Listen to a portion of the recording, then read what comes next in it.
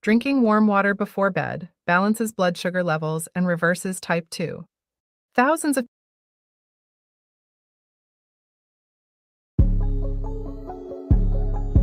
Hanetazaki ya hakala ya kabala Anya abamar, Anya abamar You almighty Allahayim I say, nah, stand still Hanetazaki ya hakala ya kabala Anya abamar, Anya abamar You almighty Allahayim I say, nah, stand still Hanetazaki ya hakala ya kabala Anya abamar, Anya abamar You almighty Allahayim I got some things in my chest, I don't know how to express. While I'm walking down the cold road to pass every test. Now look, I can't eat, I can't sleep. Y'all send me from the water, cause I'm going in deep black. People keep talking, always deceiving. Try to break it down, but you gotta keep believing. Whip down the Bible, let it say to Peter Pan. Praying for the people, cause we all gotta stand. Wonder was a lollipop to the grandma and the uncle. It's a cold world, trying to break the truth out. People get paid to check, bill sell out. Lying on the word, but it ain't no other way out. To my I gotta never give up. People across the world, everywhere, keep eyes up, eyes front, look. Press to the mark, yeah, man, and high collar. Go, come and see a man that'll live it when you're falling. Forget him, bomb the enemy, I'ma run to the way and the truth and the light. I spot, bomb cracks, I'ma say it every day and night, man, I promise I'll fight. Let them up, don't need no match, I'll have you buy all by yourself, let me get my breath. I guess this with the hook gon' be, man, so drop that, man, I repeat myself. Don't need no match, I'll have you buy all by yourself, let me get my breath. I guess this with the hook gon' be, man, so drop that, man, I repeat myself. I will not be ignored, I've been quiet too long, struggle ain't easy, that's why I'm always on my own. Been weeping all night, but joy come in the morning time. So down on my knee, I get it, yeah, no praying for a sign. Remember Tulsa Massacre, that ain't been long ago. Although we ask for reparations, bro, we get that when we go. It's hard to believe the sight, even though it was real. And I pray we all call on y'all, cause in hell it ain't no milk, it cooking. Every check bounce, if it can't avoid it, or you but never got paid, every turn of y'all willing to say we sin. Could be sick of all the spoilers, and we call it to the Father. Would it hurt for 12, bro, in the sun? Why boom one another with a one track mind? As if everything we see this even why the nation from the north break the land and come out with the agents of our own flesh, spraying one another with a murderous brutality. Ask about the lost sea, hear the sheep scatter like oppression is a cocaine. Every day in the battle, building muscle, hit a crowd of people in the trouble. Here ain't my strength. Bomb the enemy, I'ma run to the way and the truth and the light. I spot, bomb cracks, I'ma say it every day and night, man. I promise I fight. Let them up, I don't need no match. I'll have you fire all by yourself. Let me get my breath. I guess this with the hook gon' be, man. So drop that, man. I repeat myself. I don't need no match. I'll have you fire all by yourself. Let me get my breath. I guess this with the hook gon' be, man. So drop that, man. I repeat myself.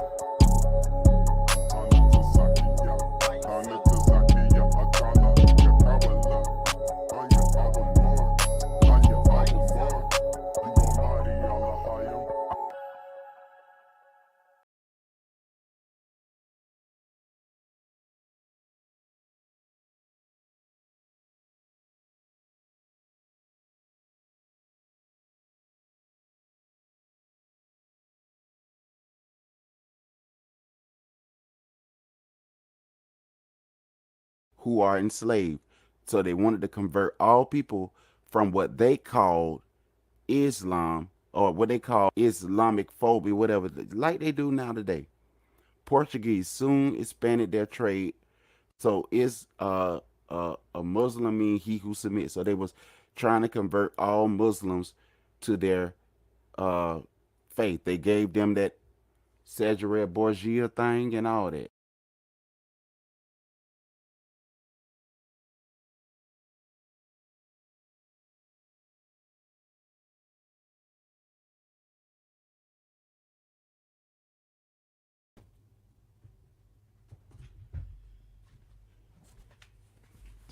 All right, Mashpaka, I'm finna be with you in a few minutes. I'm just gotta get in here and I'm finna sit down in the booth today and do it in here. All right, Shalom and thank you all for coming. I'm gonna leave it up to y'all to y'all download that book. I want y'all to download the Portuguese and Spanish book. And so what I'm gonna do is I'm gonna put the name of the book up so that y'all could be able to look to see what's the book. All right, and then I'm finna come inside of the booth and do it today.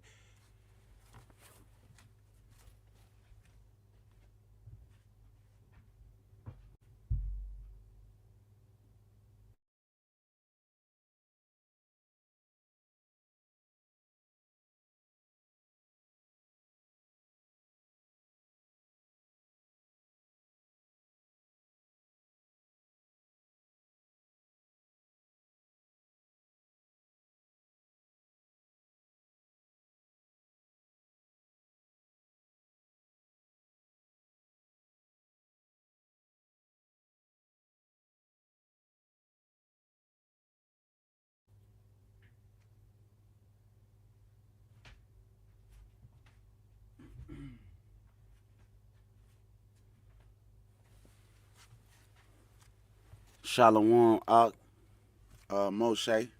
How you doing today, bruh?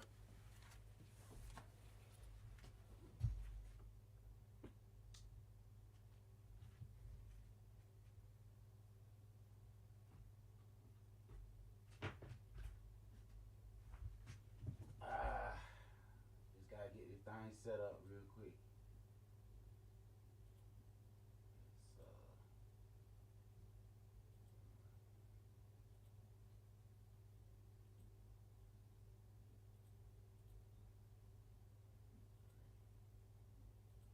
Sound better to me.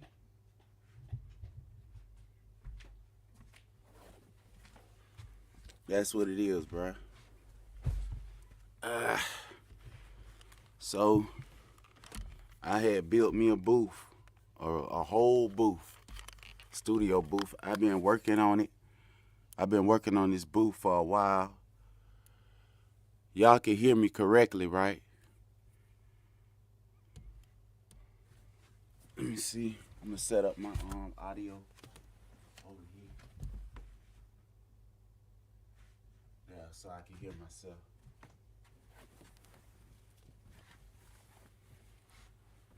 Okay. There we go. Yeah, I can hear myself real good now, so I'm finna sit down in this booth with y'all and then I'm finna read the information. Alright, my bad.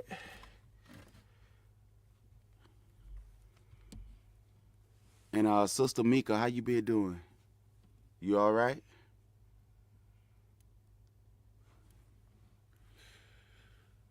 I remember we stopped on we was doing the Portuguese and the Spanish, and we stopped the Portuguese slave trade.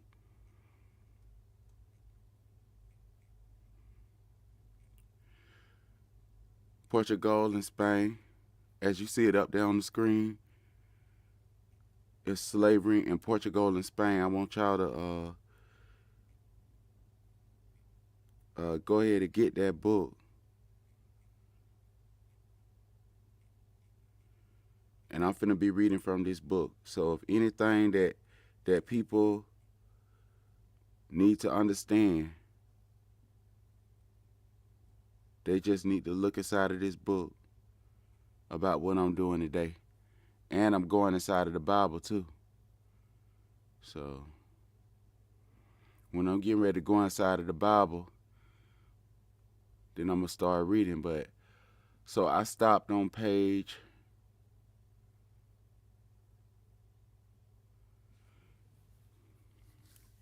I'm sorry, Mashpaka.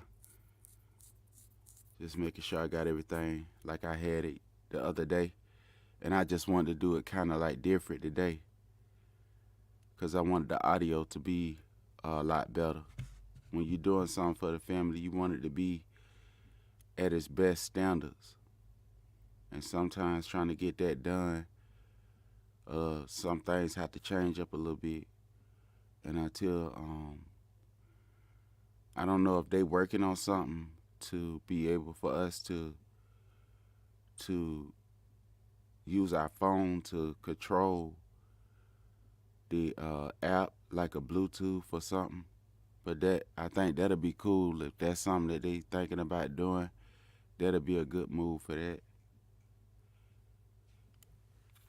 Just like when you Moshe, you were playing your game last night. Do you have, how many controllers how do your controller hook up? Is it Bluetooth, or do you just hook it up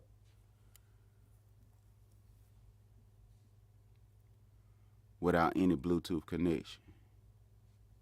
You hook it up like the old school way with the cables. That's good, sister. All right, family, I'm finna begin reading. So last time I stopped right there and we got to the black slaves, and I was on page, so I'm gonna start at Age of Discovery again, and then I'm gonna read down from there. All right. It says African slaves prior to 1441 were predominantly Berbers and Arabs from the North African Barbary coast, known as Moors to the Iberians. Okay, so they was known as Moors to the Iberians, but so somebody else named them Barbary. Barbary means they was barbaric, but it was known as Moors. And we say, so I'm gonna go ahead and read. They were typically enslaved during wars and conquests between Christian and Islamic kingdoms. So now, when you look inside of America, we know uh, who was enslaving who and who was the slave master and whatnot. So it say they were typically enslaved during wars and conquests between Christian and Islamic kingdoms. The first expedition of sub-Saharan Africa were sent out by Prince Infeti de Henrique, known commonly today as Henry the Navigator, with the intent to probe how far the kingdoms of the Moors and their power reached. So we stop right here. I'm going to stop right there, and I'm going to go right back all the way up to the very top where y'all can see. And it says slavery in Portugal existed since before the country's formation. During the pre-independence period, inhabitants of the current Portuguese territory were often enslaved and enslaved others. So the ones who was enslaved, I think I made an error last time. The ones that were enslaved was the ones that we see in America and on the islands and everywhere. So let's go ahead and keep on reading it. It says, inhabitants of the current Portuguese territory were often enslaved and enslaved others. After independence, during the existence of the Kingdom of Portugal, the country played a leading role in the transatlantic slave trade war, leading to the Atlantic slave trade. Atlantic is Greek for Ethiopian. And Ethiopia is a new name that the colonists gave to Africa. And then the word Ethiopia comes from Aethiops, what we say Atlantic slave trade. And then Dan has a son named Ethiopia, if we want to transobliterate it with that word, what they say it means the Cushites. But Dan's son name is Kawashai. All right? He is a son of Israel. And then Ham has a son that he named Hawash.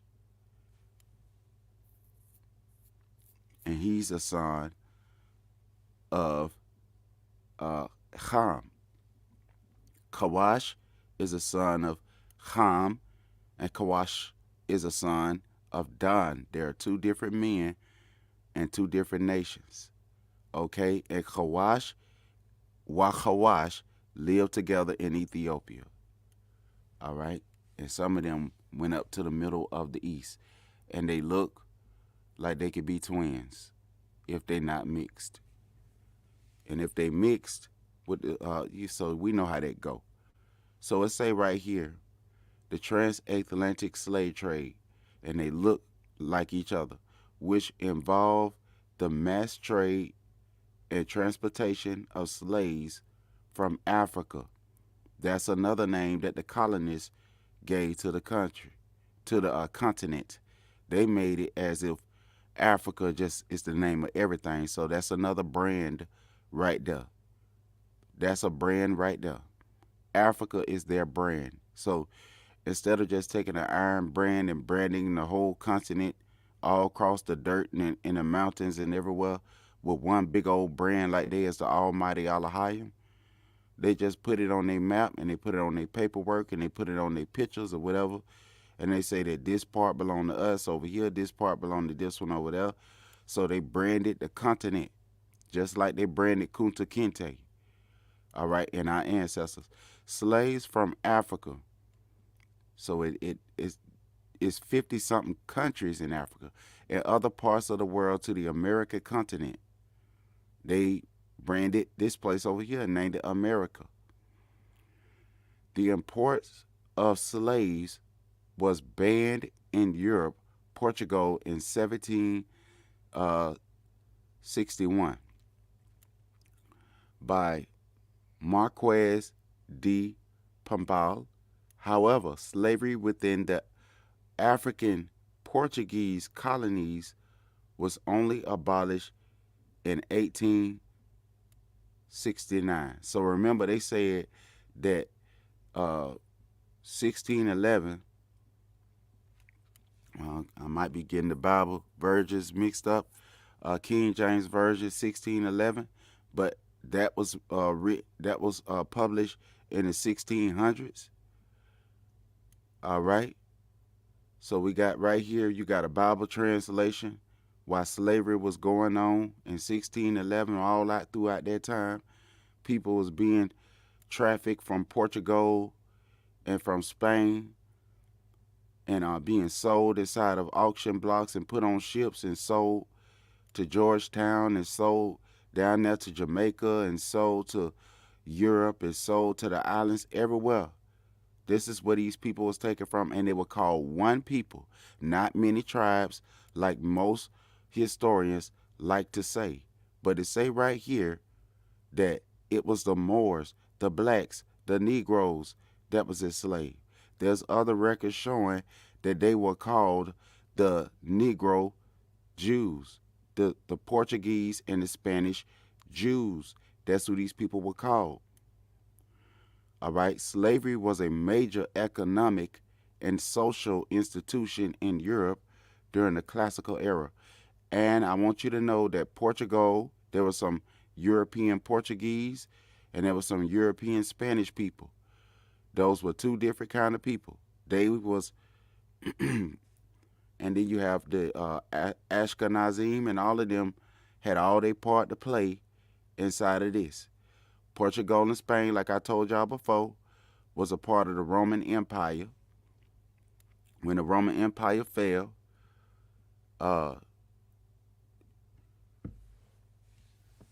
when the Iron government fell, then that's when the first one to take over the Iberian Peninsula, the first one to come and set up shop in the Iberian Peninsula after the Negroes left from Northeast Africa, as it is written in these records right here.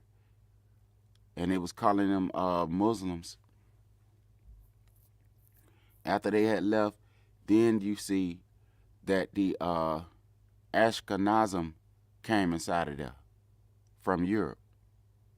All right, and then we talked about the Reconquista, the Muslim Moors, how when they was converted into either Catholicism or the accurate biblical belief of Hamashiach, which is recorded in Revelations chapter 1, because they changed the pictures.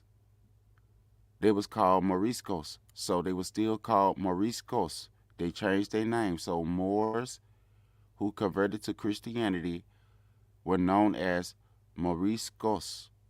So blacks, Negroes who converted to Christianity were known as Moriscos. So what was the book that the slave masters was using to enslave the people of Yasharal? They was using the book that the Islamic people use, and they was also using the Bible. All right, so we see what they was doing. And this was in the 16th century Portugal. Muslim Moors who converted to Christianity, known as Moriscos, were enslaved by Portuguese during the Reconquista. So they were still enslaved. So whether they was a Muslim or whether they called them a Moriscos, they were still enslaving them. 9.3% of slaves in South Portugal were Moors, and many Moors were enslaved in the 16th century Portugal. So these people was being taken, the Moors. And then when you see right here, age of discovery, black slaves, now they calling them Africans. They're no longer calling them Moors anymore, but they calling them Africans now. And they was not citizens of any country in Africa where they was taken from, because those were the places that that they had fled to. All right, and then some of them had set up kingdoms in different areas after they couldn't stay in their own home country. So we're gonna say African slaves prior to 1441 were predominantly Berbers. African slaves prior to 1441 were predominantly Berbers, and that word does mean evil people, wicked people. In a Yoruban language, it means wicked people. And Arabs from the North African Barbary coast, known as Moors, to the Iberians. Now, you got to remember who was over there in Iberia. I told y'all they were typically enslaved during wars and conquests between Christian and Islamic kingdoms. So who was these people spreading their own philosophy on top of books? Who was the ruling class in those years? Was it the Moors, or was it those people called the Germans and all these other people? Let's get, well, I'm going to go continue. Conquest between Christian and Islamic kingdoms. The first expedition of sub-Saharan Africa was sent out by Prince Infante D. Henry Q, known commonly today as Henry the Navigator, with the intent to probe how far the kingdoms of the Moors and their power. So this is who they was looking for. They weren't just going through Africa, just grabbing any old person that they call African and putting them on handcuffs and throwing them in the book and booking them inside the ship. They was going through there and looking for people that they knew as the Moors that fled. All right. So I'm finna pause this right here real quick, and I'm gonna place my mic out of this booth, and I'm finna come out there, and I'm finna move the screen like I usually would do. But I wanted to let y'all see what I'm trying to get done, and I think that it'll sound really nice if StreamYard will add the feature right here to this right here, where we can control our StreamYard account with an app. All right, so let me pause this right here, and I'm finna come on around Mashpaka.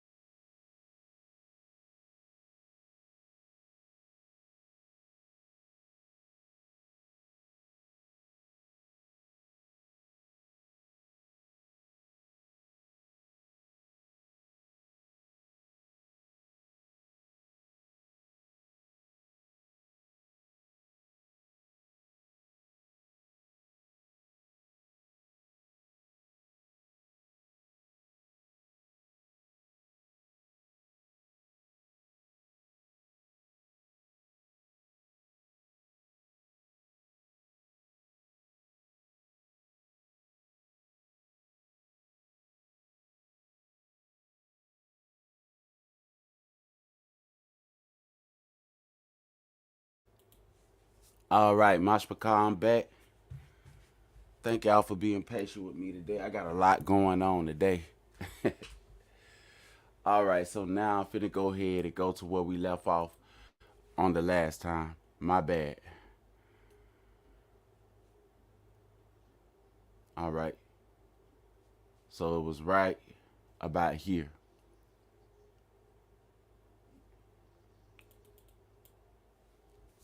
It says slavery in Portugal. The whole west coast of Africa. Infantry D. Henry Q.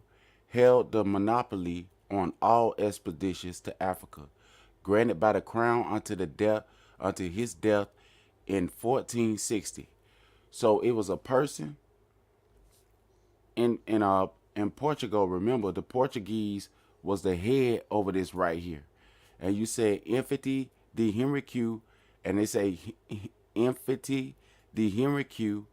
held the monopoly on all expeditions to Africa, granted by the crown until his death in 1460. All right, so he was holding the whole west of Africa, not just one little spot.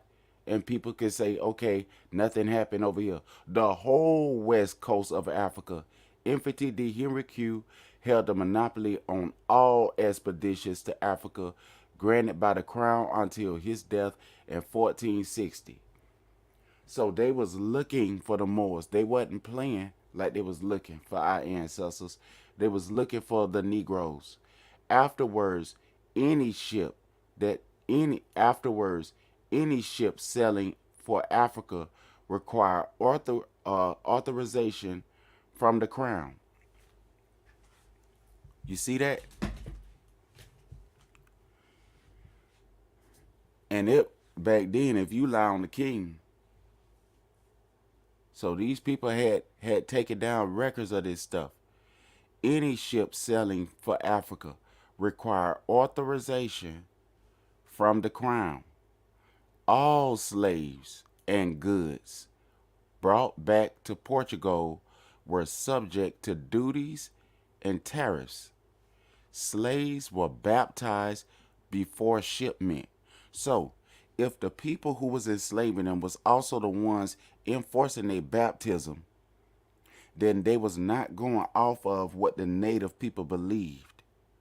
We know that the native people that lived in Northeast Africa,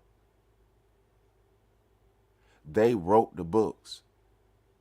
So why is these colonizers who's from somewhere else using the very same books that the people who were there wrote to enslave them?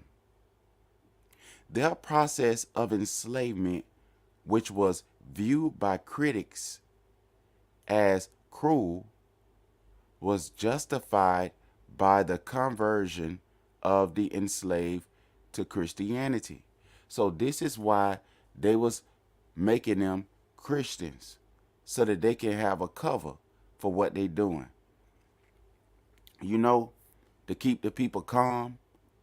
You know, the Europeans that was saying that what they was doing was unjust and cruel, to keep them pacified and calm, was justified by conversion of the enslaved to Christianity. What are some of the doctrines that they used? Let's keep on going here.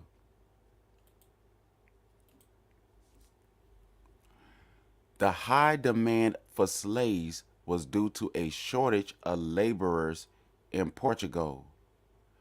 Black slaves, Negro slaves, because in Portugal, Shalom, Sister B. Sparrow. So they was trying to enslave our people. They weren't just running up throughout Africa. Like they always say, how many liars done said, how many videos of people that's supposed to be college professors and all that said that they just went through Africa just grabbing people that was swinging on the tree and stuff. They didn't just go in there like that. These people was not retarded. They was not slow. They was working for the king. They was working for kings. They was giving edicts. This was a military functioning thing. This wasn't just some random white guy walking throughout Africa saying, I like that one, I like that one, I like that one, give me that one, I like that one here. No, this was a full military king exhibition sent by a king. The high demand for slaves was due to shortage of laborers in Portugal. The high demand for slaves was due to a shortage of laborers in Portugal. So, if the Portuguese were selling slaves, yeah, like they say, color don't matter. If the Portuguese was sending all these slaves over to America and to the islands, if they were sending all these slaves, it was getting empty, right?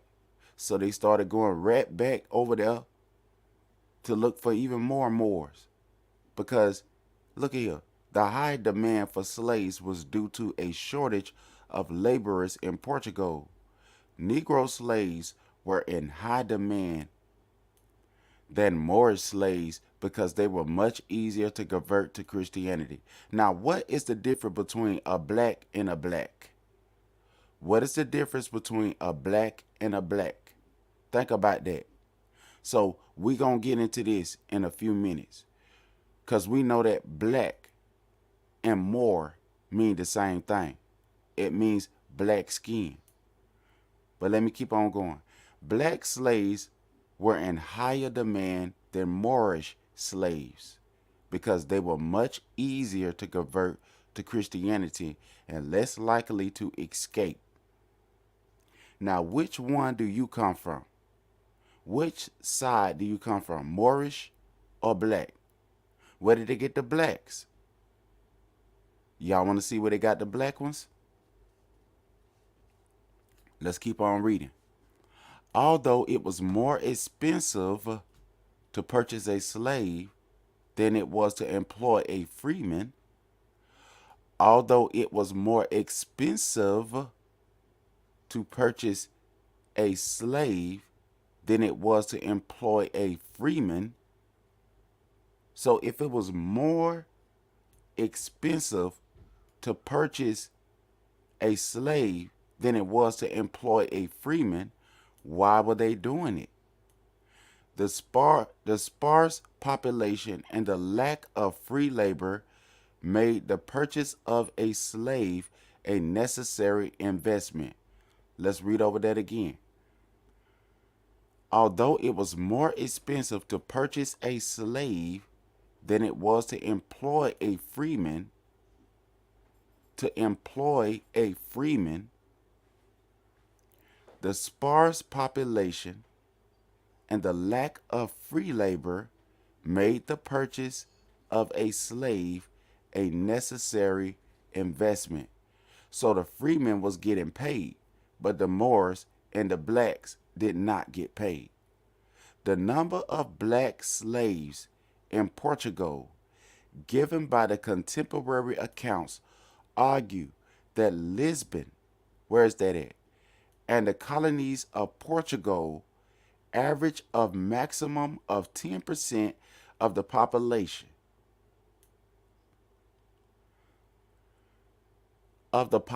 between the 16th and the 18th centuries, 1600s all the way to the 1800 centuries. But these numbers are impossible to verify.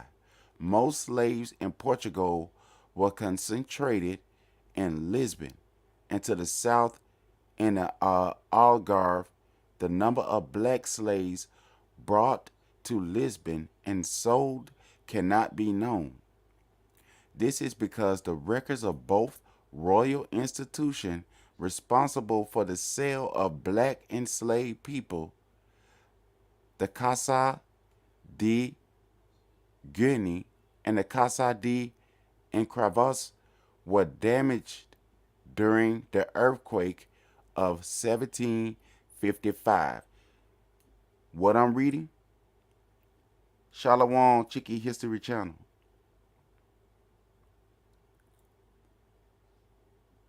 and 1755 in Lisbon. So when y'all see these dates, keep these in your mind or write them down. Places and things where you see emphasized people, like Moorish slaves, were much easier to convert to Christianity and less likely to escape. So the black slaves were in higher demand than Moorish slaves because they were much easier to convert to Christianity and less likely to escape. And less likely to escape. Why were they less likely to escape? And the facial records containing the number and sales of these companies were destroyed.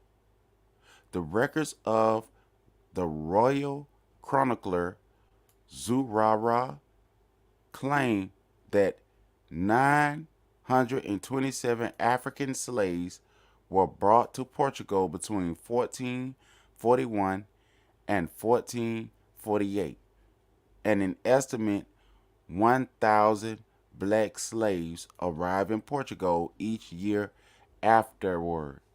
A common estimate is that around 2,000 black slaves arrived in Lisbon annually after 1490. Now, I'll ask you a question. In what language do the Portuguese and the Spanish people say black? When do they say black? You see that? So they translated this, or they wrote this in English for you. But you see the people who was enslaving and doing the work, right? During the 15th century, there were thousands of Africans in Portugal. Look at what they're saying now.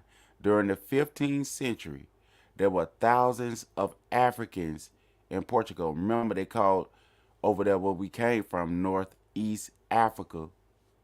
During the 15th century, there were thousands of Africans. They called everybody an African over there in Portugal, but were rare in Europe.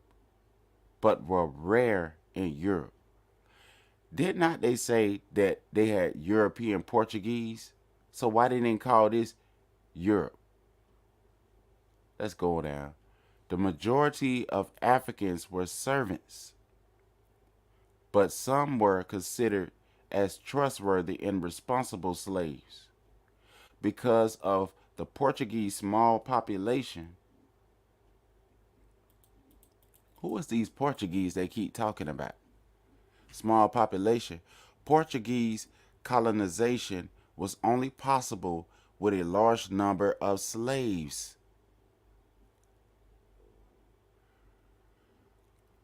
Portuguese colonization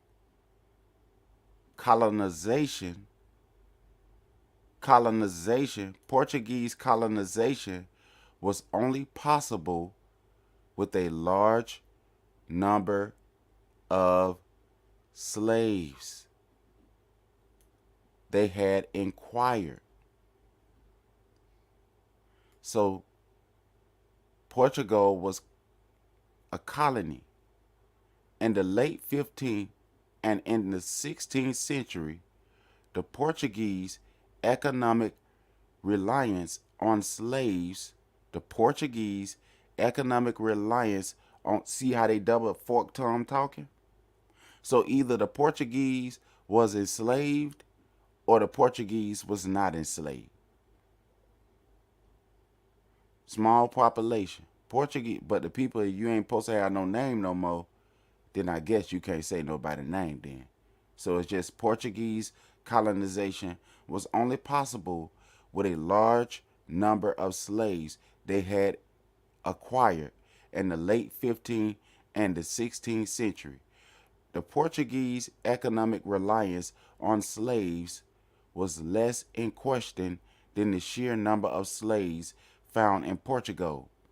People wishing to purchase slaves in Portugal had two sources: the Royal Slaving Company, Casa de Guinea, or from slave merchants who had purchased their slaves through the Casa de beginning. To sell as retail, like items, they were up to 70 slave merchants in Lisbon. In the 1500s, slave auctions occurred. Now let's count up from 17 AD. So from matter of fact, I looked that up for you. So remember, we stopped right here on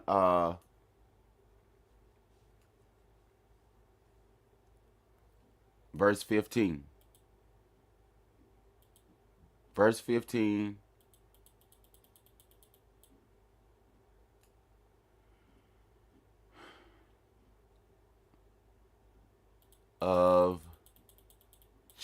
of Age of Discovery. So verse 15 and Age of Discovery. So let me go back down to verse 15. Age of Discovery. So right here, this is where we stop. Verse 15 of Age of Discovery.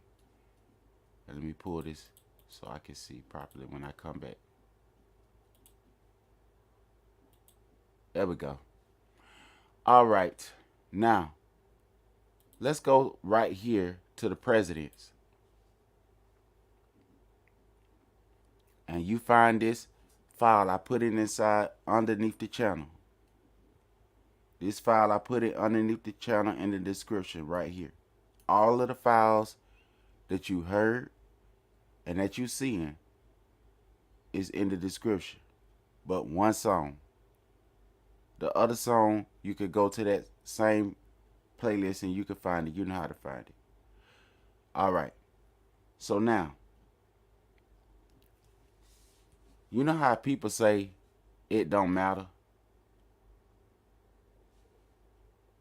Okay? Who is that right there?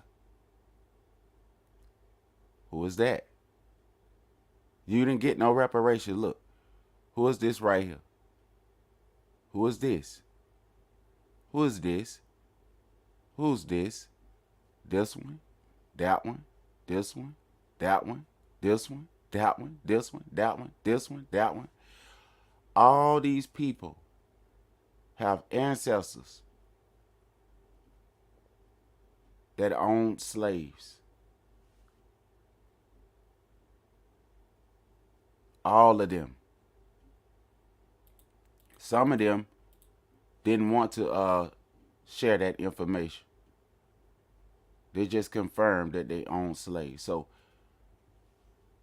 the reporters say that every president to ever be in the White House owned slaves except one. And the one that never owned slaves was in the office when y'all got stimulus.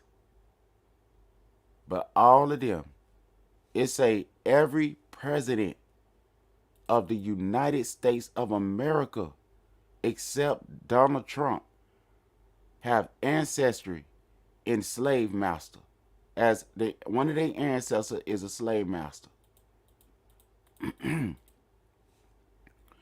Among America's political elite,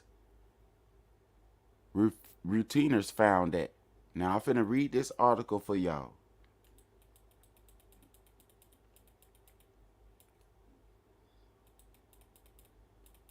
I was like, my goodness, I'm finding out stuff that I didn't even know existed. All right, here you go.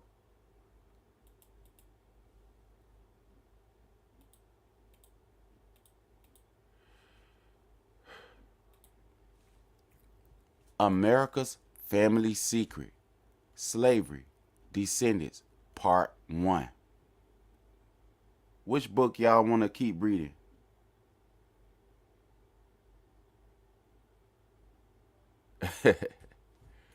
You ain't getting no stimulus check, Chicken History Channel. I don't know. You might have to go down there and tell them, say, hey, I ain't getting my stimulation check. I'm supposed to be stimulizing my pocketbook. America's Family Secret. More than 100 U.S. leaders. More than 100 U.S.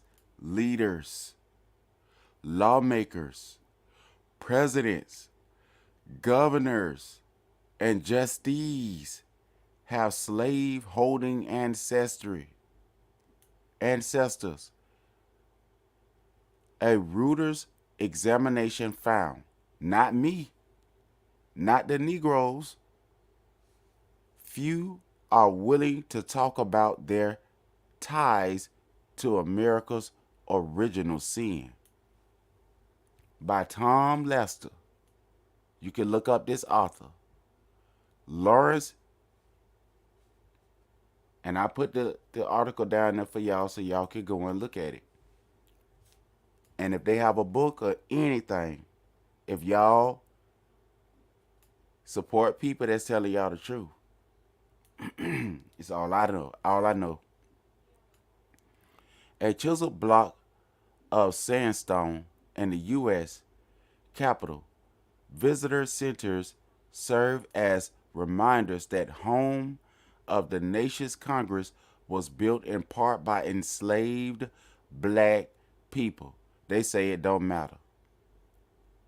A bronze plaque. Who said it don't matter to you all these years, Mashpaka? We gonna see. A bronze plaque says the stone original part of the building's exterior commemorates their important role in building the Capitol. So who built this country? Not everybody. Black people. Negroes. Because that's what we was being called. Because that's who we was being called. Many lawmakers need look no further. Because we was being called Negroes. Look no further than their own family histories to find a much more personal connection to slavery in America, a brutal system of oppression that resulted in the deadliest conflict in U.S. history. Yet you ain't got no black hate crime bill. Why? In researching the genealogies of America's political elite, a routiner's examination found that a fifth of the nation's congressmen, living presidents,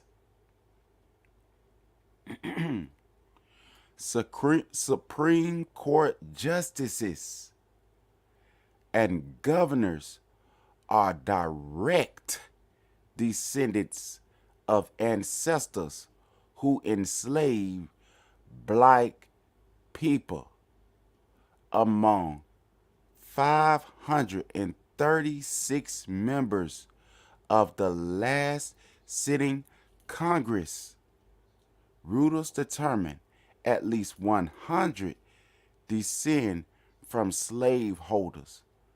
Of that group, more than a quarter of the Senate, 28 members, can trace their families to at least one slaveholder. So when they say I have nothing to do with it, let me go back up. Those lawmakers from the 17th session of Congress are Democrats. Those lawmakers from the 17th session of Congress are Democrats. Democrats. Democrats. And Emerson and Republicans alike. They include some of the most influential politicians in America. Republican senators, which Mitch McConnell, Lindsey Graham, Tom Cotton, and James Lankford, and Democrats: Elizabeth Warren, Tommy Duckworth, Janae Shaheen, and Maggie Hassan. I might have messed up your name. I'm sorry. I'm not trying to be mean. In addition, President Joe Biden. In addition, President Joe Biden and every living former U.S. president except Donald Trump are direct descendants of slaveholders. I'm hearing Donald Trump talk just in my imagination. In addition, I can't do it like Pastor Kelly. In addition, President Joe Biden, except Donald Trump, are direct descendants of slaveholders Jimmy Carter, George W. Bush, Bill Clinton, and through his white mother's side, Barack Obama. Trump's ancestors came to America after slavery was abolished, but it was still going on with the 13th Amendment. Two of the 9, but hey, I don't know. 2 of the 9 sitting U.S. Supreme Court justices, Amy Coney Barrett and Neil Gorsuch, also have direct ancestors who enslaved black people, not just people, black people. Check this out.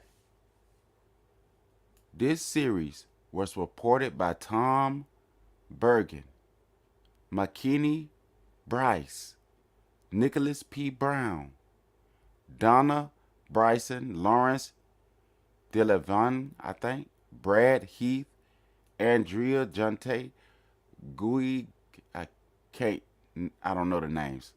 All right, so what I want to say about Donald Trump, right? This is my take on it. And I'm going to take my time so I can speak clear as I can.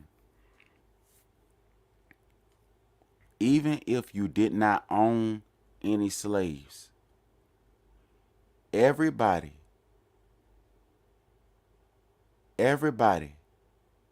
that touch American money touching blood money.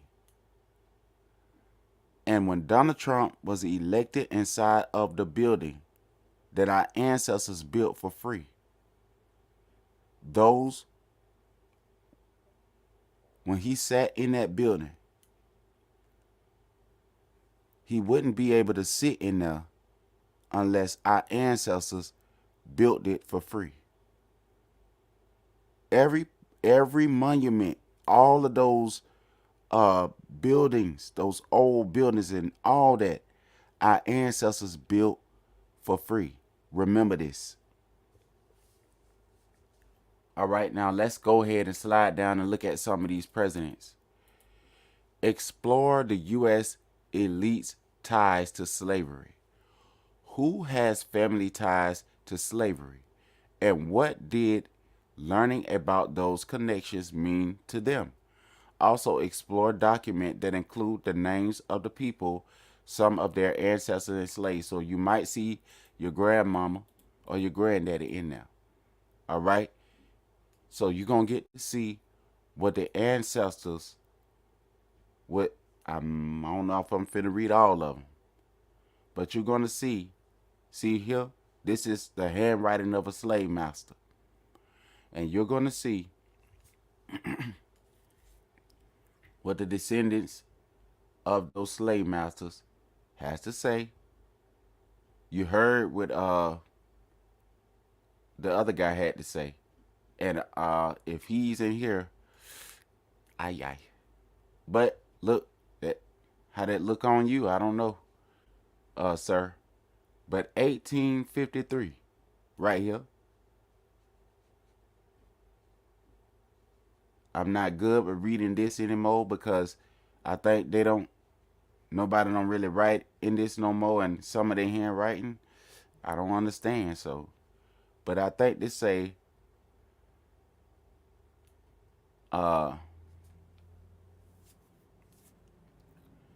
ma sitim. I don't know. That's a L. But let me go down. I think I'm lagging now. All right. It say in 2022, the governors the uh, of the 50 U.S. states were descendants of slaveholders. And in 2022, the governors of the 50 U.S. states were descendants of slaveholders. All right. So you wonder why people was acting like they was acting in 2022. They include 8 chief executives of the 11 states that formed the Confederate States of America, which ceded and waged war to preserve slavery. 2 are seeking the Republican nomination for president. Asa Hutchinson, former governor of Arkansas, and Doug Burgum of North Dakota. You ready to go? Huh? I'm finna leave now. Okay, give me a kiss. Huh? I know. All right. South Carolina, where the Civil War began. My grandmother said that we got family down there in Carolina. Illustrates the familiar ties between the American political elite and the nation's history of slavery. Every member of the state's 9-person delegation to the last Congress has an ancestry link. The state's 2 black members of Congress, Senator and Republican presidential candidate Tim Scott and Representative James Clyburn, a powerful Democrat, have forebearers who were enslaved. And yet and still, look at how he acting. Each of the 7 white lawmakers was served in the 17th Congress is a direct descendant of slaveholders. Reuters found so too that the state's Republican governor, Henry C. Master, Reuters found that at least 8% of Democrats in the last Congress and 28% of the Republicans have such ancestors.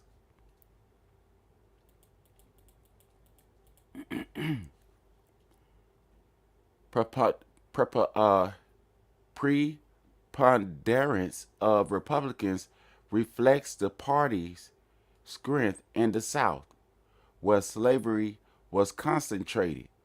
Although white people enslaved black people across northern states in early America, by the eve of the Civil War, slavery was almost entirely a southern enterprise in South America. The writer's examination reveals how intimately tied America remains to the institution of slavery. People say we no longer in slavery, and I'm going to show you and prove it to you that we still is, including through the people who make the laws that govern our country, said Henry Louis Gates Jr., a professor at Harvard University, who focused on African American research and hosts the popular television show Genealogy, show Finding Your Roots on PBS. There go the plaque right there.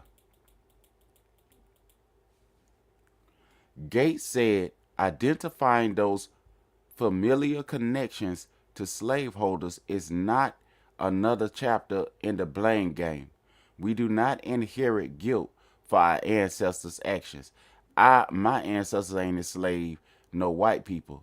So this is not no blame game, and there's no such thing as reverse racism. That's reverse psychology. And you got to be careful with them because a lot of them use reverse psychology.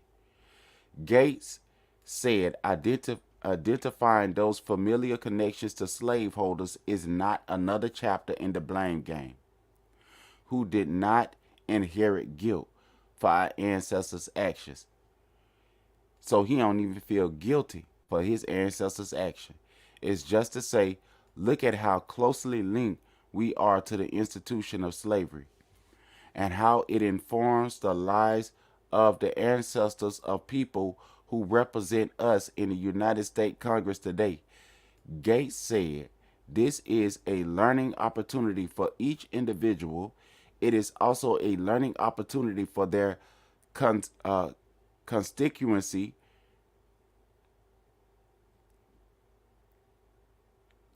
Constituency, I don't know what that means, man. He should have said something simple. And for the American people as a whole. In addition to the political leaders, Reuters identified there are millions of Americans who are descendants of enslavers as well, said Tony. Bro, they're trying to throw the finger over there, or they being honest. A genealogist who specialize in helping Black Americans trace their ancestries. What's unclear is how the proper proportion of leaders who descend from slaveholders compares to that of all Americans. Among scholars, there is no agreement on the. Now, let me go back right here. In addition to the political leaders, Reuters identified there are millions of Americans who are descendants of enslavers as well, said Tony Burrows, and genealogists who specialize in helping Black Americans trace their ancestry. Okay, I understand now. What's unclear is how the proportion of leaders who descend from slaveholders compares to that of all Americans. Amongst the scholars, there is no agreement on precisely how many Americans today have forebears who enslaved people. All right. Who that right there, family? Who that? Harvard University professor Henry Louis Gates Jr. calls the Reuters examination a learning opportunity not only for members of Congress and other political elites, but also for their constituents and the American people as a whole. Freeman. So his ancestors was what? He say he's a freeman. File photo. So this guy here. Ancestry ties to slaveholders have been documented previously for a handful of leaders, including Biden, Obama, and McConnell, and scholars are journalists have also extensively examined slavery and its legacy, including how the North profited from the institution and the role slavery played in decisions of past political leaders during the formation of America and other emancipation. The Reuters examination is different. It focuses on the most powerful U.S. office holders of today, many of whom have stake key positions on policies relating to race. So people who have ancestors that owned slaves is the ones still making policies. It reveals for the first time in breadth and in detail the extent of those leaders. Now, if a pastor, if a pastor in these days right here go and snatch up a whole bunch of people that was minding their own business with military force and bring them over to their house and cause them to build up everything over there at their house, everybody and their mama will have that pastor canceled. There'll be cancel culture all across America and even all across the Caribbean islands and everywhere in the world. And then they would say we would have to put up a whole new set of leaders, but they don't do that. They just say it don't matter. Move on. The past is grass. No reparations. In sometimes graphic ways, the facts behind their own kin's part in slavery. So some of them that's in office got kinfolk that was in slavery, and yet and still they holding the line to keep oppression popping. So they leave the borders all the way open over there in all these different places. And I looked on the news early this morning, and Ron DeSantis, he trying to keep the borders. But like I said, that the Haitians was brought over here as slaves.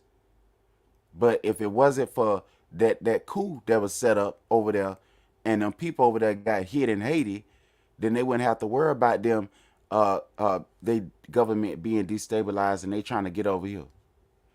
Few were willing to discuss the subject.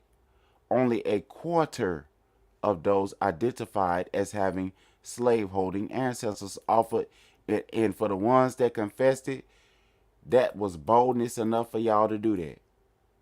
That was boldness for y'all on y'all behalf for y'all to do that.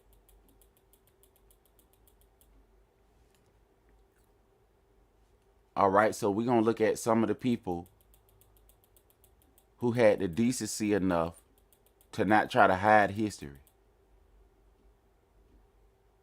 And this right here, the Library of Congress project, work projects and administration for the District of Columbia, sponsored by the Library of Congress. So anything that's inside of the Library of Congress, they say we should be able to read it. And since this is about my ancestors being slaves in this country, I should be able to read this without nobody scracking my video.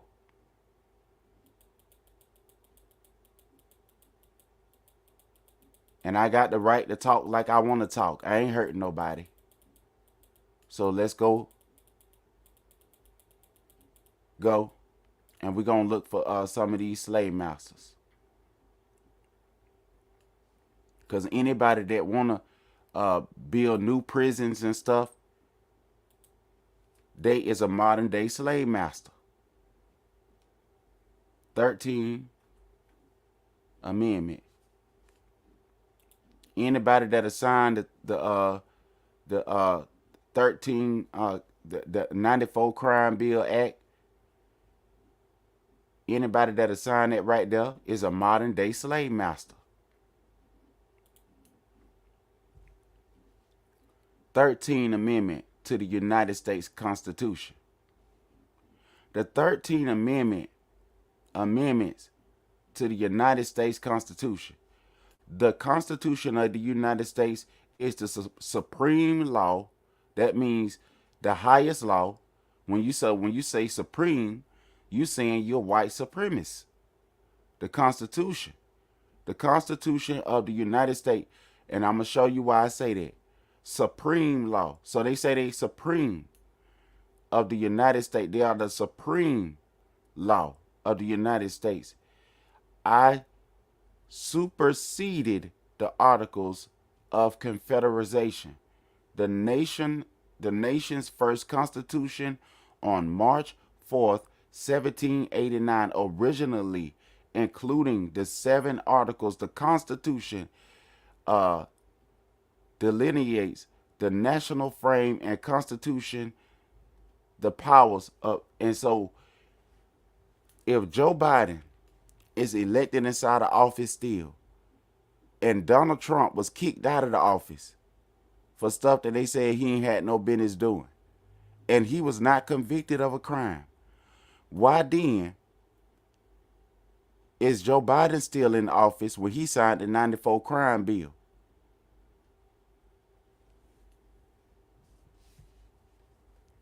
Anyway, he said that he don't believe in reparations, which means he don't believe in the repair of the people who built this whole country, who built the White House. If he's sleeping in the White House, our ancestors built that. He's sleeping in a house that our ancestors built and we can't go in. The legal institution of human chattel slavery comprising the enslavement primarily of Africans and African American. We were not citizens of Africa. When we go to Africa, we still have to go to the embassy over there. There's no country over there named African American where a person that's of my ancestor line can have rulership or nothing over there in their own land.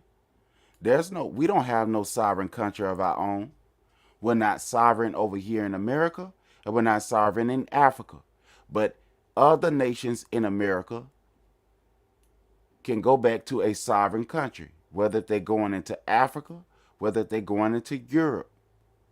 They have their own sovereign countries. But the people who was enslaved do not have a sovereign country where they could go themselves. So when they say African, you're the property of Africa. When they say American, you're the property of America. And they put the name Africa and they put the name America, so that's their brand there, and that's their brand there, whether if you like it or whether if you don't. You're branded African and you're branded American. And Allah Hayim said that if you accept his son, Yahweh, you will be free from the law of condemnation and wrath, and he will purchase you from these people. He's purchased us with his blood so that you won't be their property no more. And you are aliens in these lands. Jacob have no place to rest his feet. Prevalent in the United States of America. So if Allah Hayim allowed these people to be over us, then we need to serve out our time here. Well, let's serve it out by worshiping Yahweh and by keeping his commandment. Founding in 1776 until 1865, whether if you move here or there, just know that you ain't free until Allah Hayim sent his only begotten son. Predominantly, but you're free indeed in Hamashiach. You have a promise. Slavery was established throughout European colonization. So they said right here that slavery was established with European colonization. 1865, and ratified by the required of 27 of the then 36 representatives of January 31st, 1865, and ratified by the required 27 of the then 36 states. Back then it was called the United Colonies, American colonies. That's what it was called back then, before the war. After the war, it was called the United States of America. On December 6, 1865. So that's why I told y'all, when you see that it's a African American, the same way when you saw inside of the Portuguese record,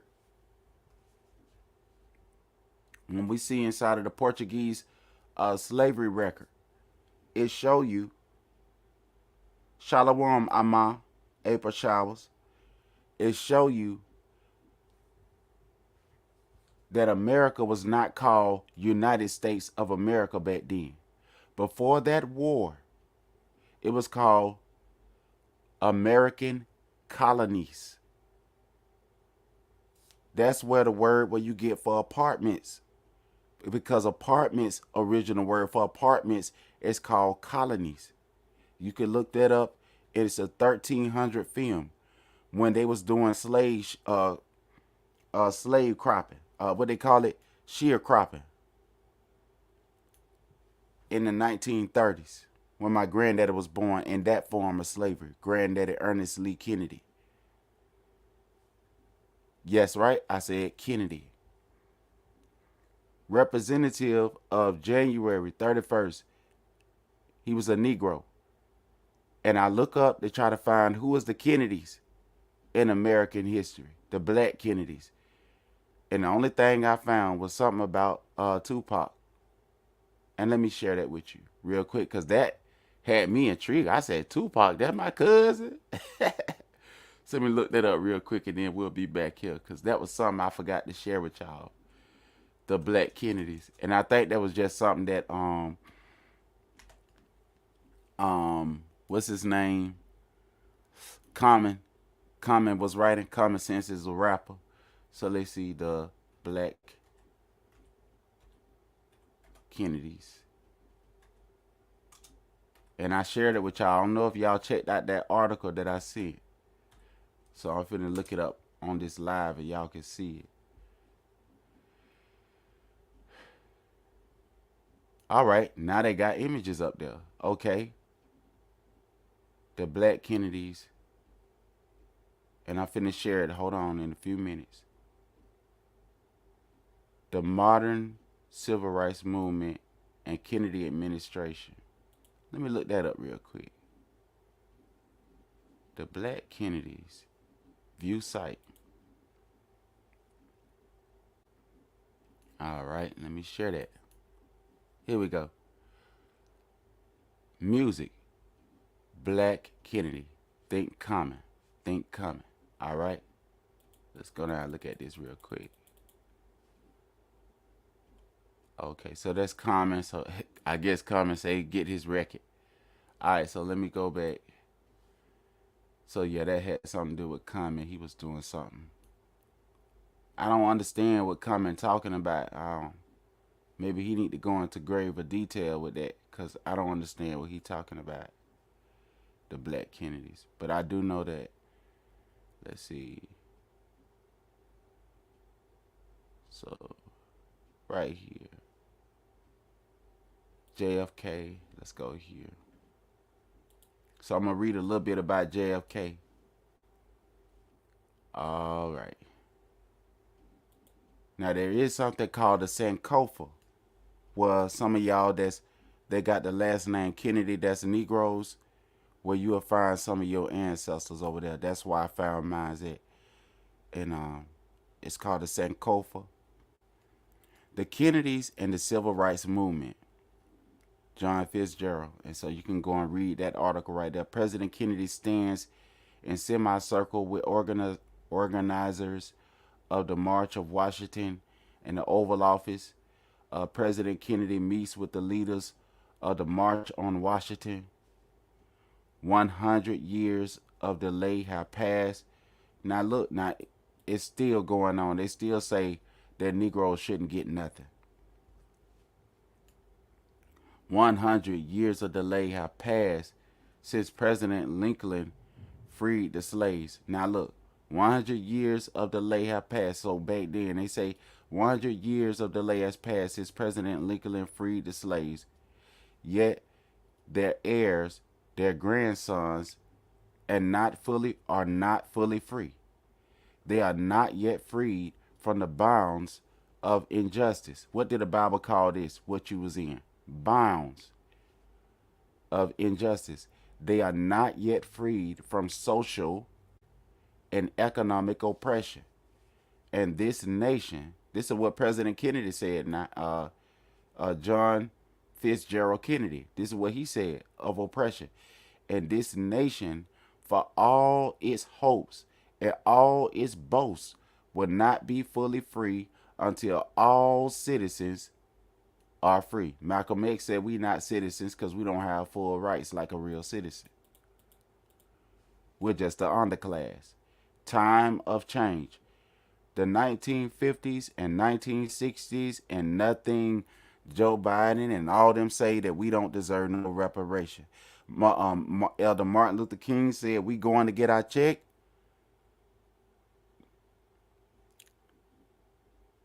Click, click, boom, and he sleep. In the United States were a period of continued struggle for civil rights and equality under the law. Much of this work still continues to this day. In 1954, the Supreme Court, and one of the Kennedys is running for office as well, just so you know. Supreme Court ruling, so y'all need to listen to what they saying and all that right there before y'all vote, if y'all gonna vote. Brown v. Board in Education made segregation in public schools unconstitutional despite the landmark ruling. Many states refused to follow the federal law. In 1957, 9 school children in Arkansas, known today as Little Rock, 9 enrolled at Little Rock Central High, a segregated white high school seeking an education. They still got segregation with bank loans. They still got See, this is the thing. You can segregate somewhere to be poor still. I understand what Elder Martin Luther King was trying to do, and some good things did come out of what he did. So I'm not on here downcasting Elder Martin Luther King nor his legacy. So I'm not on here, and I'm not gonna do that. The 1960 campaign by the late 1960 Senator John F. Kennedy and his campaign team were eager to find a way to pull ahead in the final days of the president race. On October 19, Dr. Martin Luther King Jr., along with students, was protesting local segregation ordinances in Georgia and was sent to jail for trespassing. So, have y'all ever wondered, and think about this right here, sent to jail. They were sent to jail by the slave patrol. Local segregation ordinances in Georgia. It was sent to jail. This wasn't that long ago, for trespassing. Have you ever been locked up in jail for trespassing? I went to jail for trespassing. They said I was sitting on private property having a conversation on my telephone, and I went to jail for 1 day. He didn't tell me you get a warning. The do not trespass sign, I didn't see no do not trespass sign. There was other kids sitting over there. Nobody arrested them. And back then I believed in the United States of American Constitution. So when I went over there to sit down, I thought I could sit down like anybody else. I seen white folks sitting over there, and I went over there and sat over there because I thought I had rights in this country. And I found out real quick, just because you see somebody white doing something don't mean you jump up and go and do it. And that's why we still got issues in this country that need to be fixed. And that was not 2,000 years ago. And when I went inside of jail, I seen majority of black people in there, and I was only in there for 1 day. 1 day. Uno. Georgia, and was sent to jail for trespassing. King was sentenced to 6 months, and they moved it off of my record because the officer didn't come, and because they wanted to drop the charge. King was sentenced to 6 months of hard labor for violating his probation. So Dr. King was on probation.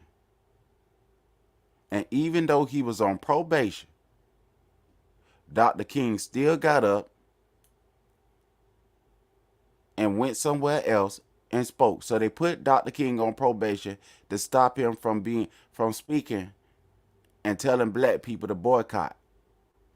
King was sentenced to 6 months of hard labor for violating his probation. So every time you see somebody in jail or in prison, don't mean they did something wrong. So when people say those criminals and those crooks inside of there, why don't you ask them, why don't they lock up the people that brought the crack inside of the hood because those people was too poor to get an airplane and fly over there and get it their own self, and they came to find out that it was a movement and it was not the Negroes that brought the crack inside of the hood. So if you're going to lock up all of these Negroes for selling weed and for selling crack, how come the ones that's, oh boy, because some of them is still locked up right now on previous misdemeanor. So we know that they gonna bust people houses for drugs and stuff. Why the White House ain't never been bust for drugs? After hearing of King's sentence, Senator Kennedy and his brother Robert called Georgia Governor Ernest Vandiver.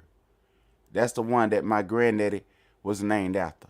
And I don't know who them guys is, but I do know that my grandmother told me that my granddaddy is named Ernest Lee Kennedy Sr. So my granddaddy is a junior, my bad. So his daddy is a senior, and my granddaddy is just as dark as the Africans in the continent, according to my granddaddy, how he was. So I don't know. I can't tell you. Ernest Vandiver, and they hide all the information about the black slaves on the Kennedy plantation. So I don't know. I don't know what to look in there and see. A lot of them refuse to even share the information when that group asked them to share it. So I can't tell you. I don't know.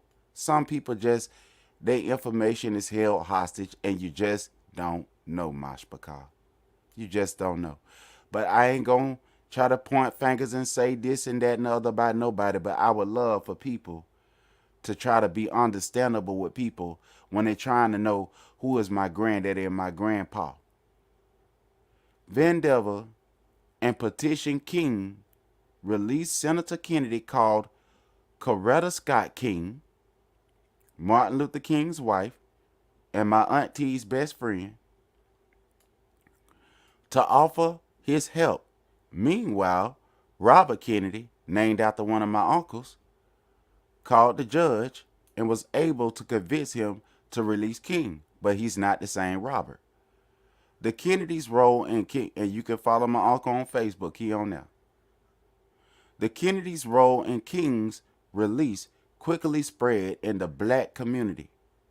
Senator John F. Kennedy, another one of my uncles that recently passed away, John F. Kennedy, he's a Negro, and we call his nickname was Randy, won 70% of the black vote in November. My granddaddy died in a November. The vote was key in Kennedy's victory.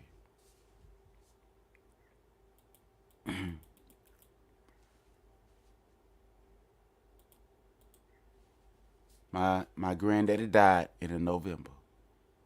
The details behind that, I don't know if I'm willing to share that right now. But my granddaddy died during the November, and nobody killed him. John F. Kennedy takes office during his first. Now, if I still can look online, family, if I can still look online, back then they used to have a mug shot of my granddaddy still up, even all the way up until after they put me in jail for sitting on private property that I didn't know was private property. It was an abandoned building that looked like a gas station. And I think that the person that owned the gas station told me that I can sit over there. That owned the property told me I could sit over there, and they still locked me up for one day because I thought I had American rights, trying to find out how I can live the American dream back then. But anyway, John F. Kennedy takes office.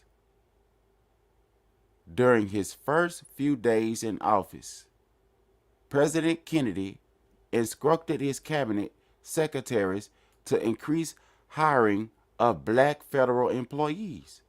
He also requested an audit on diversity in the federal employment and and pay grades. My bad. Well, I guess you could say that's what they trying to make it look like now. Gay grades, homosexual grade, and call for initiatives to diversity the workforce. Kennedy was reluctant to propose a major civil rights legislation. What was Kennedy trying to propose? Kennedy was reluctant to propose a major civil rights legislation during the first term for fear of losing the support of the Southern Democrats. So he was afraid that he was going to lose the support and he wasn't going to get back in office no more. So he was afraid to do that. Many of whom benefit from and supported segregation policies. Southern Democrats, many of whom benefited from and supported segregation, many of them who benefited will benefit if Negroes get something, if they give Negroes reparation. Kennedy was reluctant to propose major civil rights legislation during his first term for fear of losing the support of Southern Democrats, many of whom benefited from and supported segregation policies. Negroes didn't benefit from that. They did. We lost all our businesses. President Kennedy needed their support to pass his economic and foreign policy agenda, and Martin Luther King repented before he went to sleep. He said that I feel like I caused my people to go inside of a burning building. That's what he said. In May 1961, two groups of young activists set out from Washington, D.C.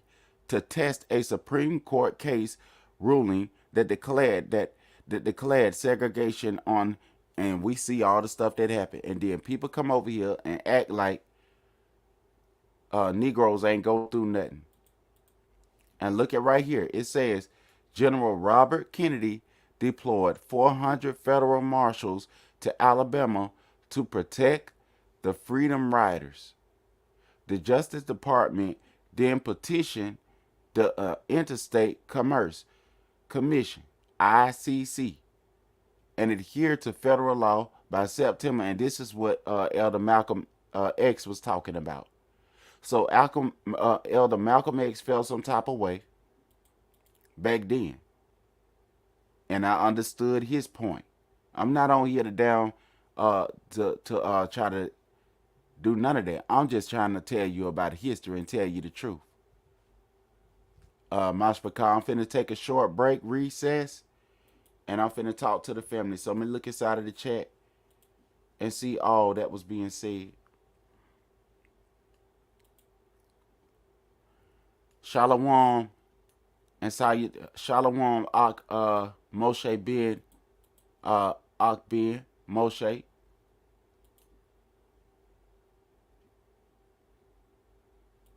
Thank you, Moshe, for holding it down in the chat.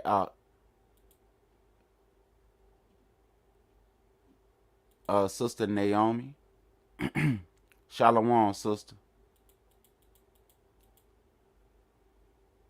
Oh, okay, thank you for answering that. I was just trying to have small talk with you before I get started. I don't like to just jump into reading and all that. Sometimes I like to sit down and try to like have some conversation with the people. And there goes Sister B Sparrow. Shalom, Sister B Sparrow talk. Y'all, if y'all haven't subscribed to the sister channel, please show the sister some love.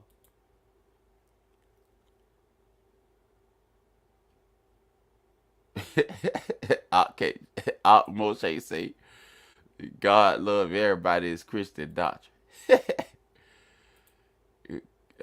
I say color doesn't matter. Also, it's one of their doctrines. Yep, that is. I don't know. They might need to write a book. It just don't matter. Chapter 1. I don't want to give them no ideas, but they might do it. You know, I just feel inspired because, you know, they was ignoring us back then when we was teaching. or when we was being woke up and they was ignoring us, saying just going on with their way like it wasn't nothing going on. Uh, and so if they say all life just don't all life just matter. Chapter 2, you know, all life matter. And hold on, let me see. Shalom family, Yiqwaba. Shalom Chicky History Channel. Good to see you, Mashpaka.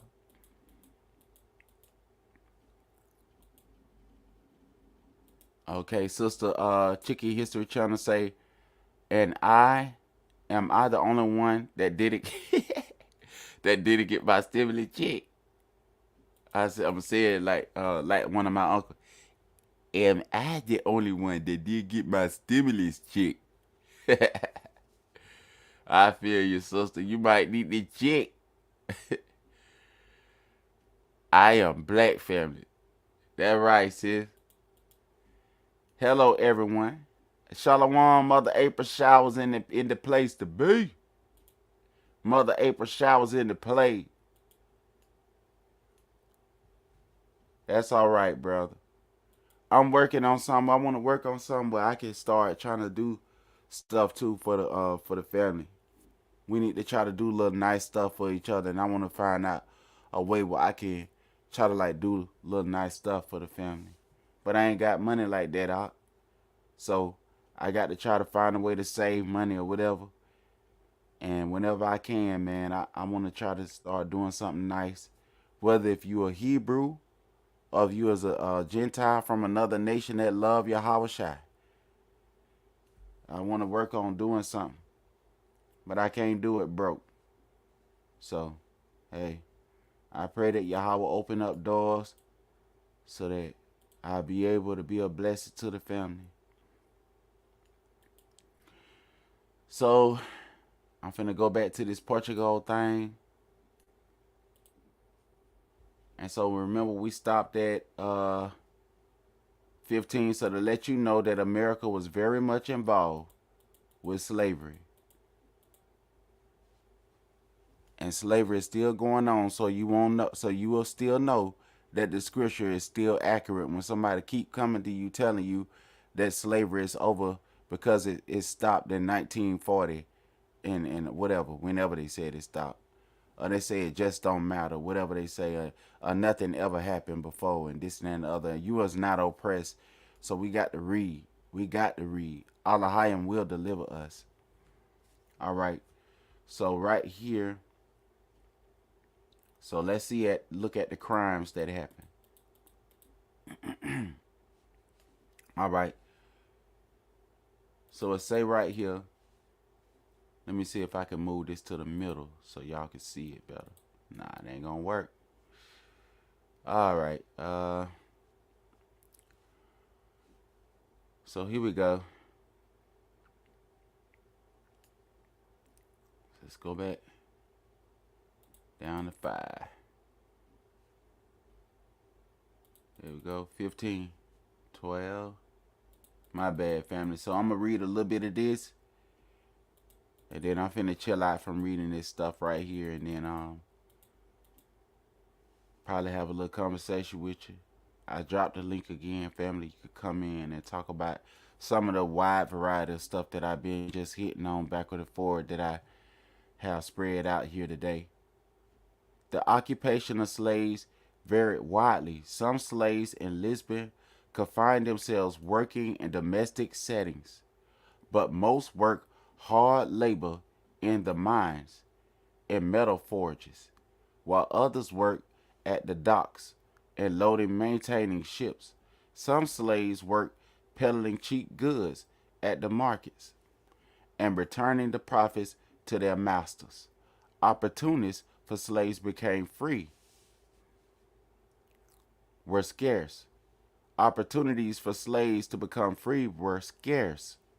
However, there were many instances in which slaves had either elevated their status or obtained their freedom. Slaves were able to buy their freedom by saving and earning, so long as their masters allowed them to keep their earnings. Now, if they tell you that when your ancestor did that right there, that means that discredit the Bible, because you can't buy your own freedom, because you're supposed to be bondage forever, but you're still in the lands of your captivity, and you did not buy your redemption. You did not buy your redemption, because you got to know why you was brought over here. You was brought over here because you owed Hamashiach debt, and he said you ain't leaving until he's satisfied. Or purchase a slave to replace them. Women slaves could be freed if their masters chose to marry them. So if the master chose to marry this woman, which is against the commandment for her to sleep with him, then they could say that she could be free. So if she don't get married to a Negro and she married the white man, then she could be free. But this was more common amongst the colonies, American colonies. When Lisbon was on the verge of being invaded in the 1580s, slaves were promised their freedom in exchange for their military service. 440 slaves took the offer, and most, after being freed, left Portugal. Black female slaves were desired for sexual purposes, resulting in many mixed race offspring. So when they sold our ancestors for wine that they may get drunk,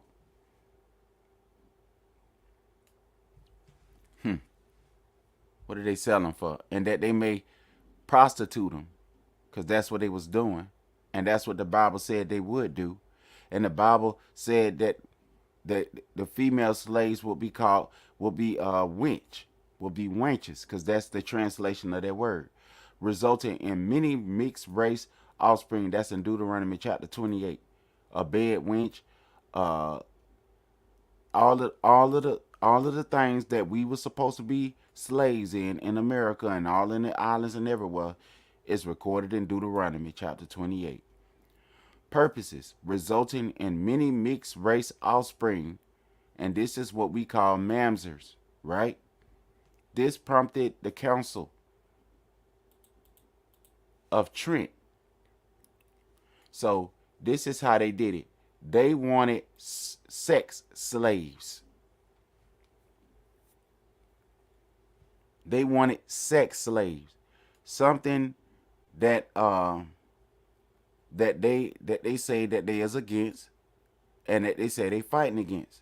So if you feel like Negroes need to be compensated for being sexually violated, for their ancestors being sexually violated, and saying to them that it don't matter what you've been through with as a people, that was your grandmama that never got reparations, and you shouldn't worry about it either.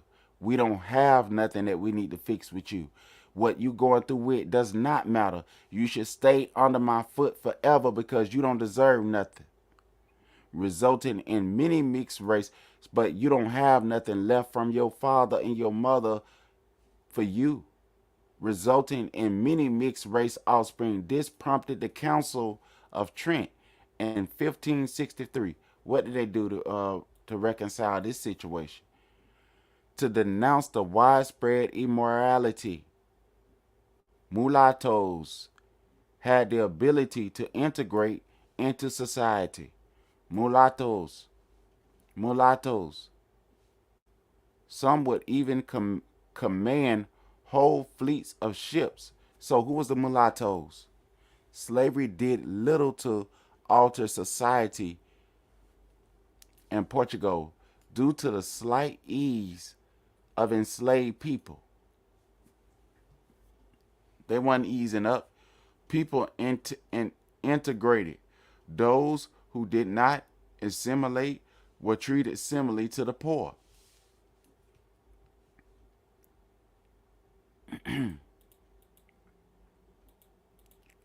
Asians.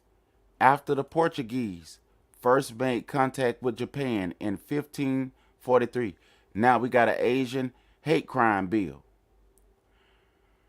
After the Portuguese first made contact with Japan in 1543, a large-scale slave trade developed in the Nambian trade. One of the Portuguese trade included the Portuguese purchase of Japanese that sold them to various locations overseas, including Portugal itself. And Nambian trade existed throughout the 16th and the 17th century. Many documents mention the large slave trade along with protests against the enslavement of Japanese. Japanese slaves were believed to be the first of their nation to end up in Europe. And the Portuguese purchased large number of Japanese slave girls to bring to Portugal for sexual purposes, as noticed by the Church. In 1555, King Sebastian, so they say, okay, well, the Asians was enslaved too. Let's keep on reading. Feared that it was having a negative effect on Catholic proselytization, since the slave trade in Japanese was growing to large proportions. So he commanded that it be banned in 1571. Records of 3 Japanese slaves dating from the 16th century named Caspar Fernandez, Miguel, and Ventura, who ended up in Mexico, showed that they were purchased by Portuguese slave traders in Japan, brought to Manila, from where they were shipped to Mexico by their owner Perez. Now, the Japanese, original Japanese, are jet black.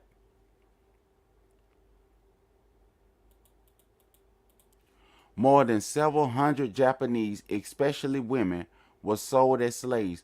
Portuguese visitors so often engaged in slavery in Japan, and occasionally South Asian and African crew members were taken to Moscow and other Portuguese colonies. Don't y'all know that they call us Afro-Asiatics? In Southeast Asia, the Americas, and India, where there was a community of Japanese slaves and traders in Goa. By the early 17th century, many of whom African crew members, along with their European counterparts serving on Portuguese ships, I skipped this one by mistake, enslaving Japanese women, were even occasionally sold as concubines to black African crew members. You know, Sambo, shuck and jive, hop and bob, tap shoe, shuck and jive, slave catching Japs, along with their European counterparts serving on Portuguese ships trading in Japan. Mentioned by Louis Siricure, a Portuguese Jesuit, in 1598 document. Hideyoshi blamed the Portuguese and Jesuits for this slave trade and banned Christian proselytization as a result. Historians have noted, however, that anti-Portuguese propaganda was actively prompted by Japanese, particularly with regards to the Portuguese purchase of Japanese women for sexual purposes. Now, this is the difference between them and us. When we was over here, we didn't know who we was. They still knew that they was Japanese and Asians. We didn't know who we was. And as long as I can see through memory of what my grandparents told me and looking through history books, I have not seen no European being treated like no Negro on no plantation.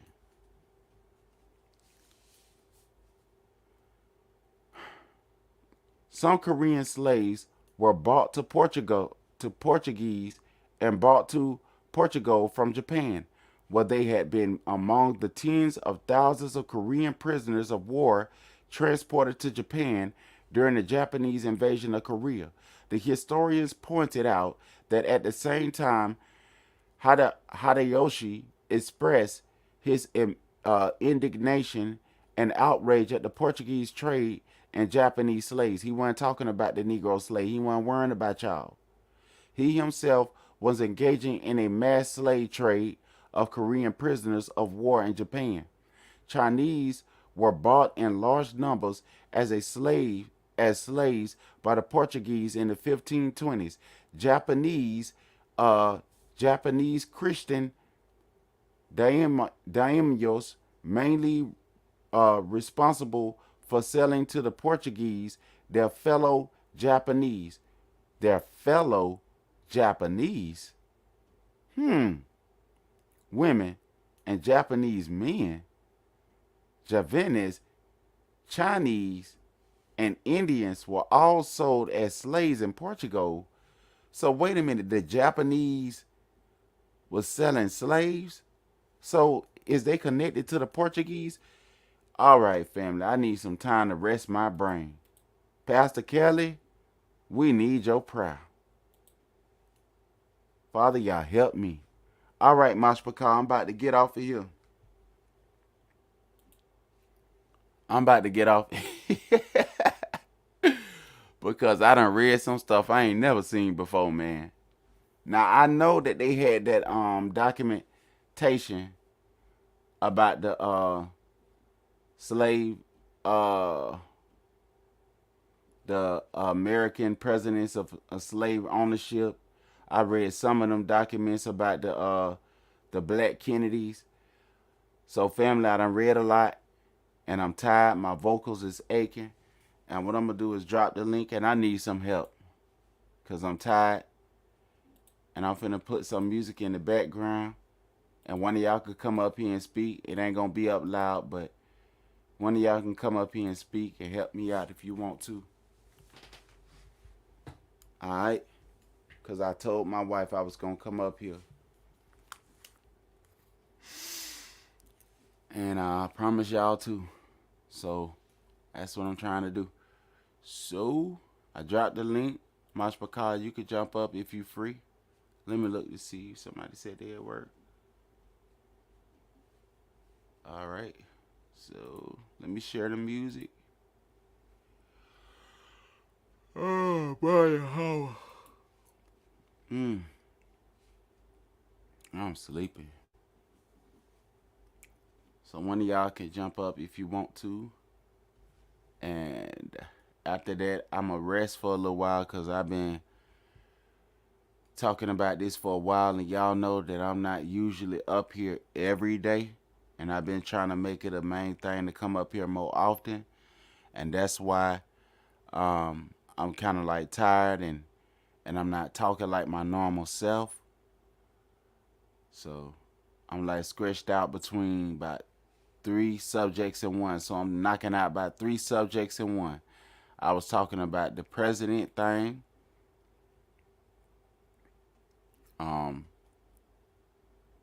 With the lost wealth status and all that. That's what I was talking about. And then I was also talking about some other stuff. So if that'll be all, then I'm finna share some music and chill out and listen to that.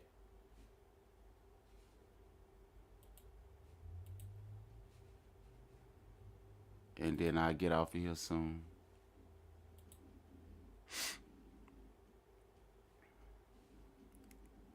All right.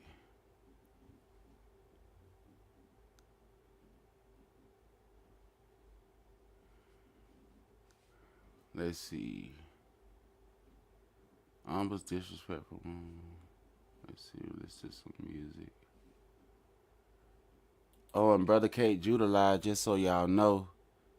So I could go ahead and end the live. And all of y'all that want to go over to Brother K Judah page, Brother K Judah is live, family. And y'all can go over there and support K Judah page if y'all want to. But let me go ahead and play this instrumental before I go.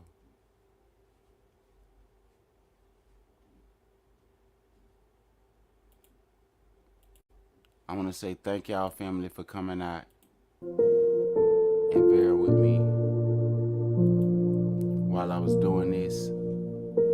I know that I'm not a perfect speaker, but when I first started out doing this, I did this because I was trying to find out who I was, and then it got to the point where I started thinking of my people as my people. And I started being really started going inside the scripture to learn.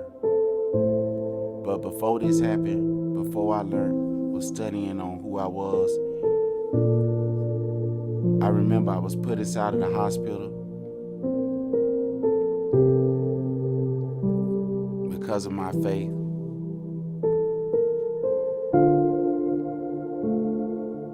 And I was given thought suppressants. And my brain was so bad until I couldn't sleep at night. I was up all the time.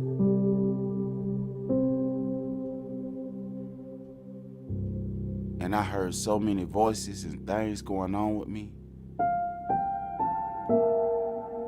And I ain't never heard nothing like that in my life. So I picked up my Bible and I said to Yahweh, I'm gonna read this. Because I don't want to hear this mess in my brain. I used to always say, get out of me, Satan, get out. Nothing that I said ever worked. I called on Messiah's name, all I knew. I called on Messiah, I just knew him as J-E-S-U-S. I studied different languages after when I found out that the J-E-S-U-S, I said it ain't working. So I called on Yeshua and nothing was happening.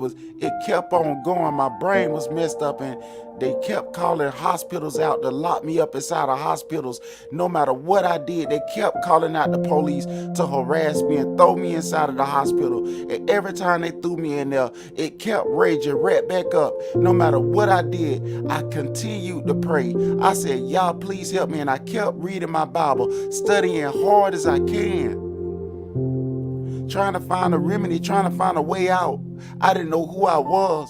And then I was trying to figure out, okay, who did we come from?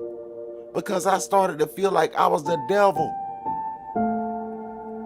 So I read in the Bible and I just kept on reading, trying to replace them evil. I was trying to ask y'all, please create me a new mind. I listened to a song that was sung back in the day. Breathe into me, oh yeah, the breath of life, so that my soul may be restored. I think that Fred Hammond used to sing that song, breathe into me, oh yeah, the breath of life. Breathe into me, oh yeah. And I read and I read and I read the Bible, but those thoughts kept going, and they put me in the church. They said, I'm going to cast the demon out of you no matter what. Nobody did.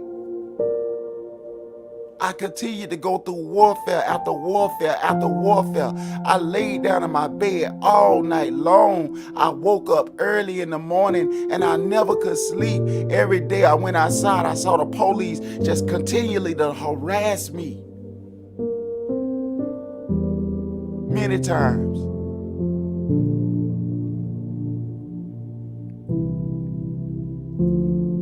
And when I opened up the Bible one day,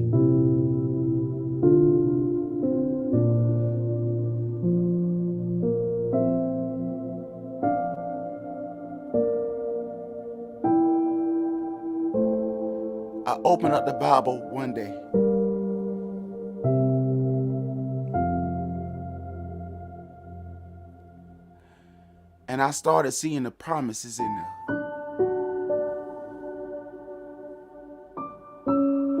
I always wondered, this don't apply to me no more. Because the psychosis that these people gave me, I can't write songs like I want to no more.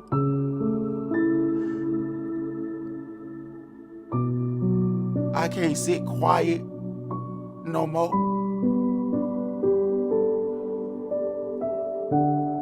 All my family think I'm crazy now. All of my friends treating me like I ain't got no feelings.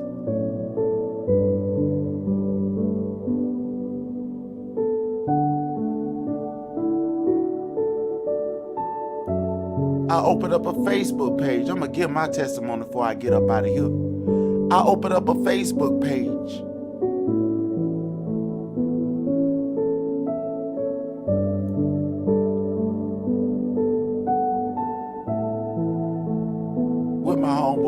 open it up for me. And when I opened up my Facebook page, I wanted to continue to try to write, continue to try to do music. I look back on my old page that was hacked into and stolen from me by somebody named, I ain't gonna say the name, because they done changed it. Every time I say the name of the page, they change it, they change it, they change it. But I saw the last person that had it. It was a white woman that stole my page.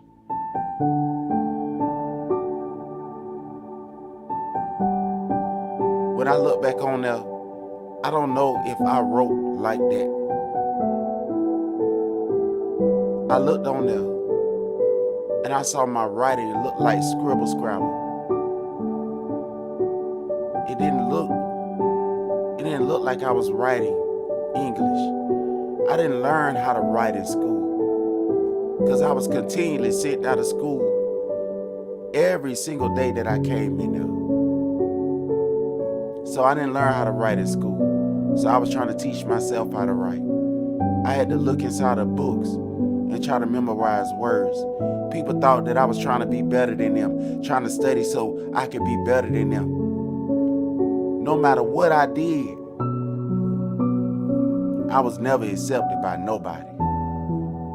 Very few people. The less you knew about me.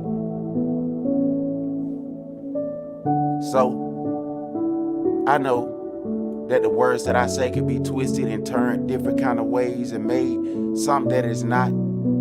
But I'm gonna tell you this right here.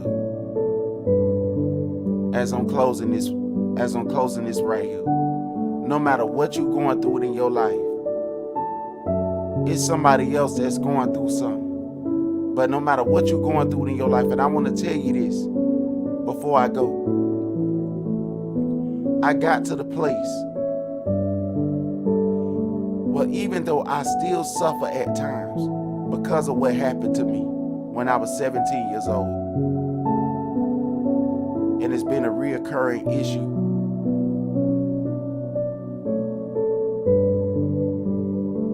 Though the police don't bother me like they used to no more with this.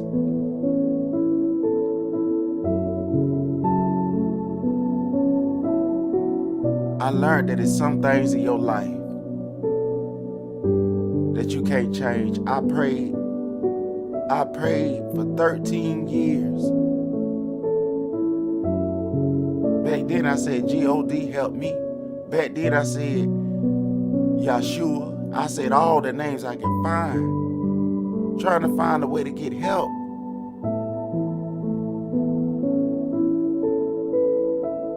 But I finally realized after I prayed for about 13 years, saying, y'all, please take this out of me. Please take this thorn out of my flesh. Please remove this thorn out of my flesh. I want my mind back. I want to be at peace, y'all. But I had to learn that some things in your life, you just got to learn how to live with. Sometimes you just got to learn how to live with it.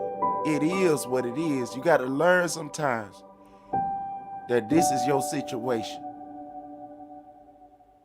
Now, how you deal with it is what counts. Some people ain't gonna never care about you, Israel. Some people ain't gonna never care about you. But it's somebody in the heaven that care about you. Call on him. Family, I got to go. I got to go. Shalom to all the hearers and the keepers of the word of Allahayim. If I didn't speak perfect, if I spoke perfect, I don't know. But I pray that somebody was encouraged by today by something that I said while I was rambling along with all these different things. Family, I got to go. But I love to learn and I love to come and speak to y'all. Shalom Mashpaka. Oh, and remember, K. Judah is live. Y'all could go over there and check him out and see what he got going on. Shalom, family.